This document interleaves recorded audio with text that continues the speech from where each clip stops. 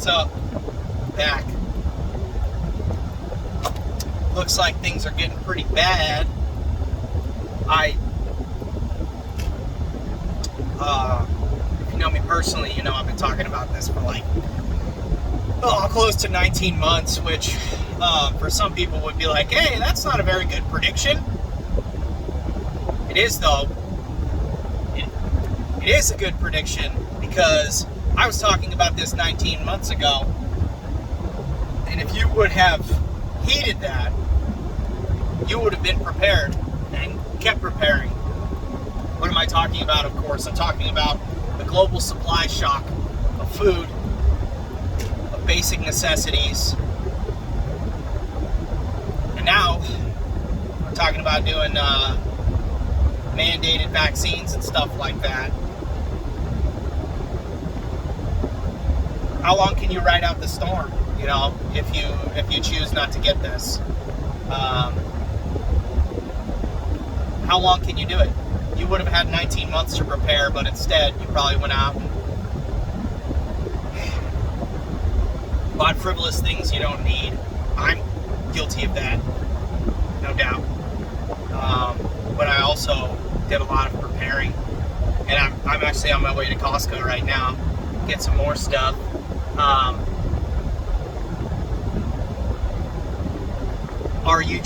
Is this whole thing just staving off the inevitable? You know, that you will eventually submit? Who knows? Something I wanted to talk about, the things that are going on overseas right now. I heard somewhere that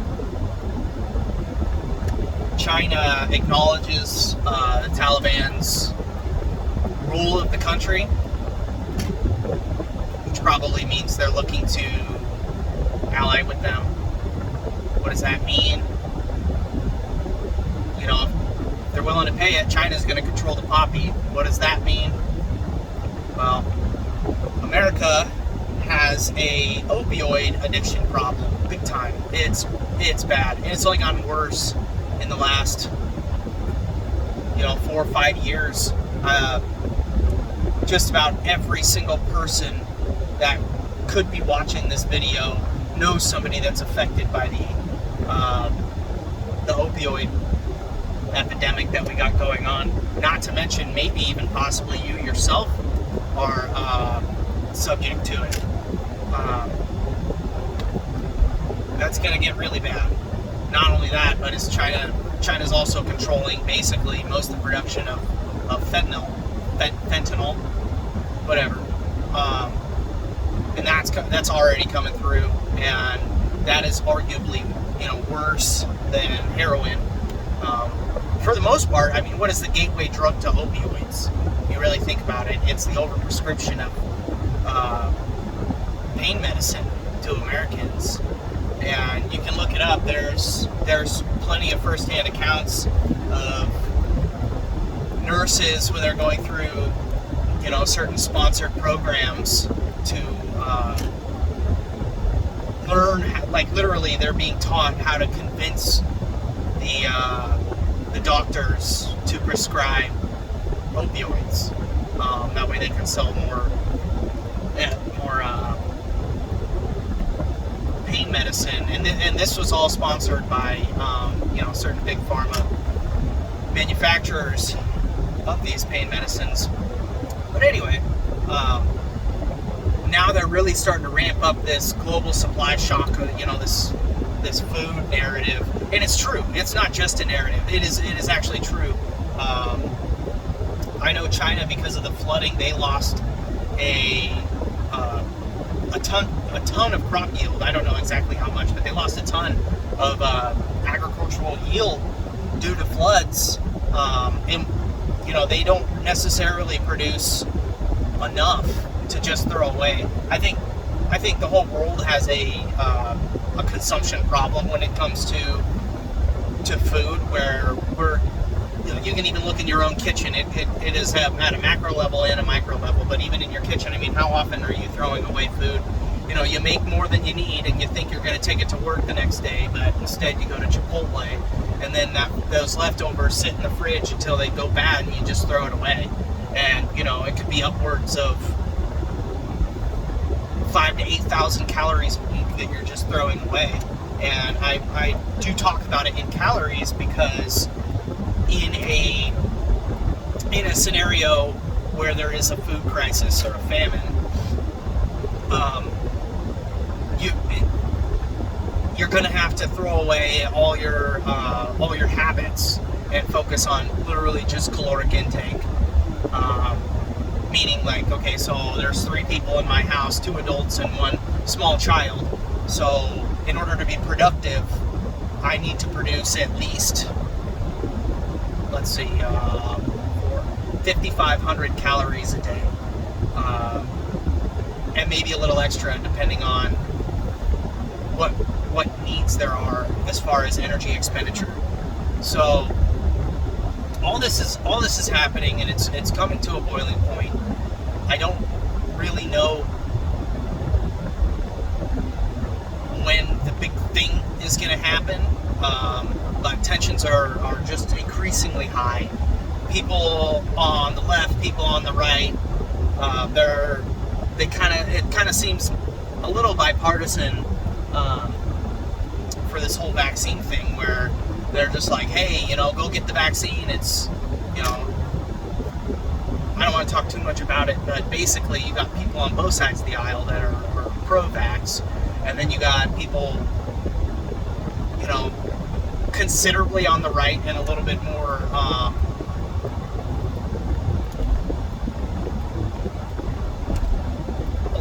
a little bit more bottom right, I guess you could say, in the political spectrum, if it's a quad graph, that are saying, like, screw you, you can't tell me what to do.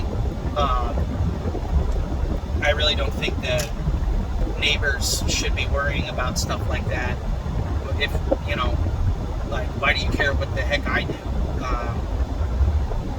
And it's not my duty to protect you. It's not your duty to protect me, unless it's from imminent danger, and then you got bystander intervention. I don't want to get too much into that, but basically,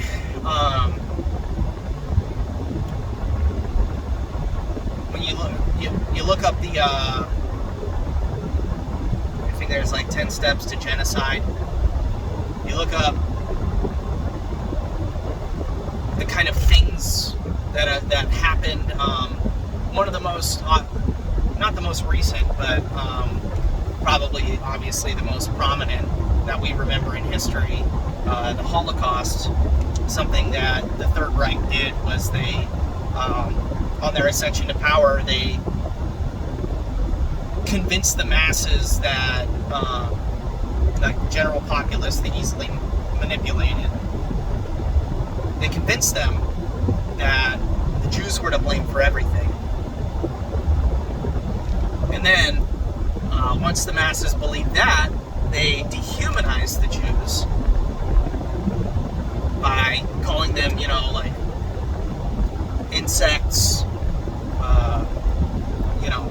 rats. There were caricatures of Jewish people in publications, things like that depicted them to be less than human. Zyklon B, the gas that they used in the chambers, right?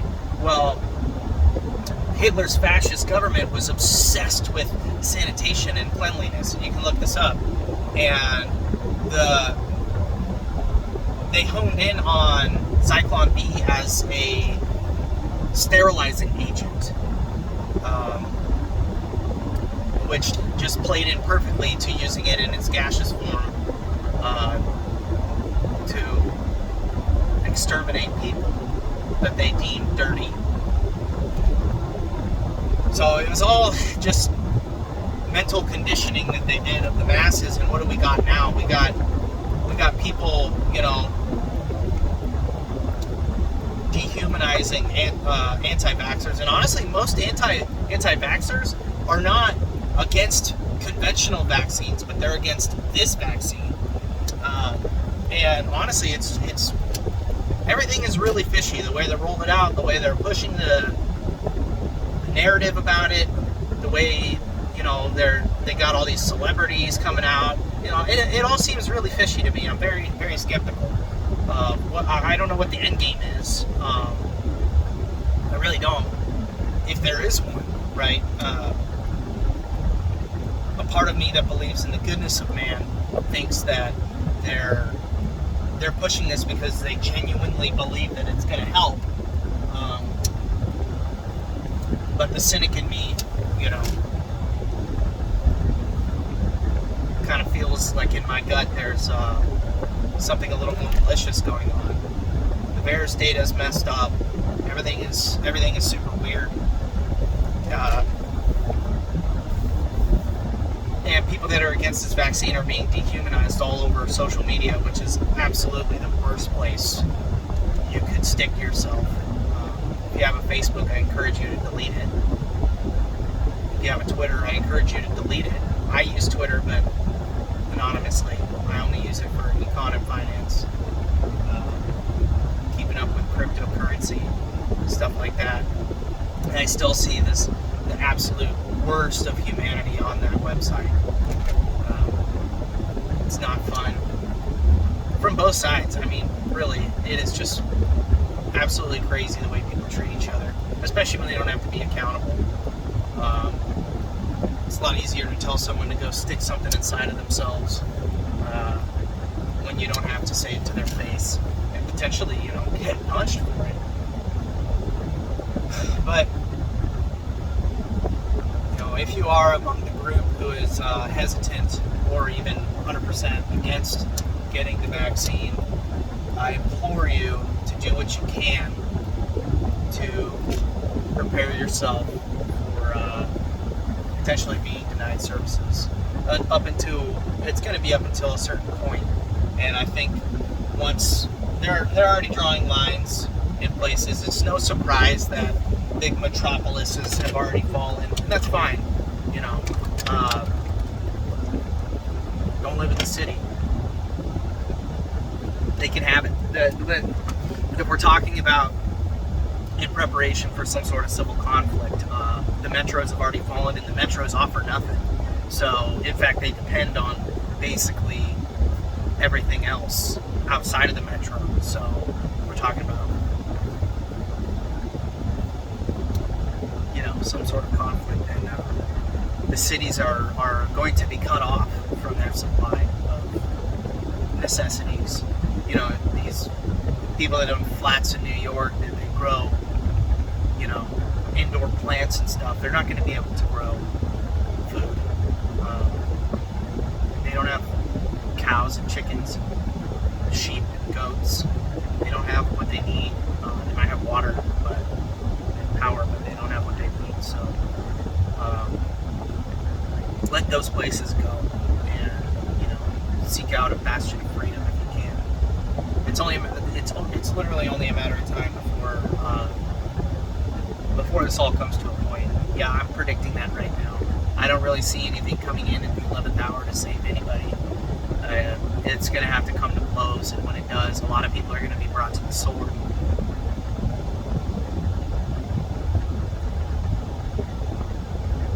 At this point, the only thing I can encourage you, or besides to prepare, is to get to know your neighbors.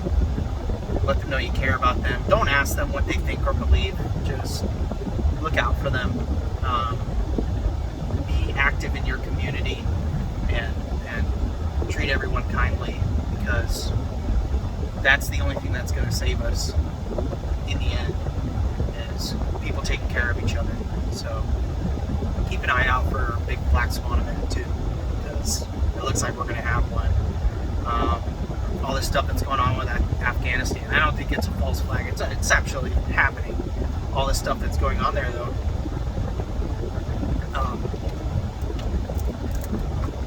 What else is happening? Pay attention to everything. So don't watch the news. Get your news from other places, not the television. In fact, break your TV, throw it away, turn it off. If you have a TV in your master bedroom, I can't advise it more. Just move it out of your bedroom. Okay. Read a book. Learn how to grow food. You might have to grow your own food. And what are you going to do? What are you going to do? Because you'll be met with fierce resistance if you try to take food from someone else. I guarantee that. So, I don't mean to be so dark, but continue preparing, and if you haven't, it's not entirely too late. So, go to your local grocery store and look at the little signs that they print up. A little Word document. Something says like due to a shortage, yada yada yada. That's gonna be everywhere here soon. So, and a little piece of advice: if you have like a local dairy or butcher shop, go there and see if you're looking for animal product. Go there and see if you can buy in bulk pieces of animal, large pieces of animal, such as like cow. So, because that might be your only place to get it without going through the middleman of a grocery store, so you can get it direct from the source. Because they're still going to keep producing. They're not just going to kill and burn all the cow carcasses in Central California. I don't know where else. It kind of seems like the dairy capital of the U.S., but see what you can do. Sorry, this isn't really crypto related, but I'm just seeing the signs. I don't think it's the end of the world, but we're definitely due for something. Everyone's just too polarized, too on edge. So anyway, God bless. Jesus Christ is King, and keep praying, stay in your Bibles.